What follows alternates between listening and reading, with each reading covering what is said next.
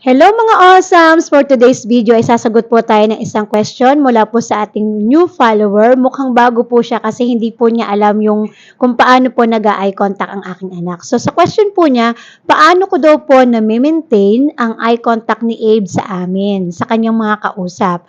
Anyways, nung na-diagnose po siya, ay fleet eye contact po si Abe. Ibig sabihin po ng fleet eye contact, titingin, hindi, merong matagal tumingin, may pagkakataong hindi siya tumitingin.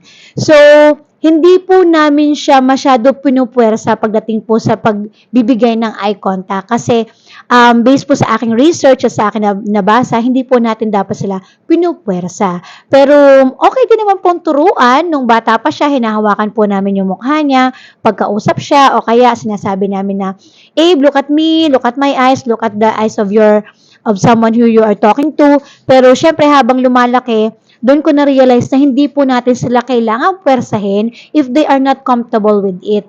Kasi hindi naman po ibig sabihin na hindi sila tumitingin ay hindi po sila nakikinig. Sa totoo nga po, napatunayan ko po nung nakakapagsalita na siya na marami pong pagkakataon na akala namin ni tatay hindi siya nakikinig pero alam po niya lahat yung buong pinag-usapan. So, ibig sabihin po, kahit hindi po sila nakatingin sa inyo, ay naiintindihan po nila ang inyong sinasabi at alam po nila kung sila po yung pinag-uusapan.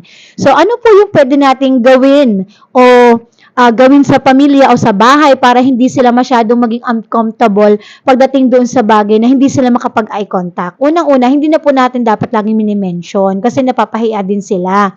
Pangalawa, just make them feel comfortable kahit na hindi sila nakatingin sa inyo pero sinasama nyo sila sa conversation.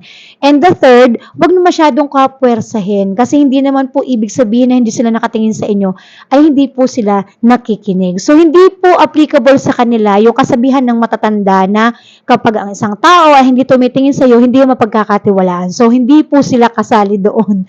Okay? Kasi characteristic po nila yon. Isa po yung sa traits ng mga tao na diagnosed ng autism spectrum disorder.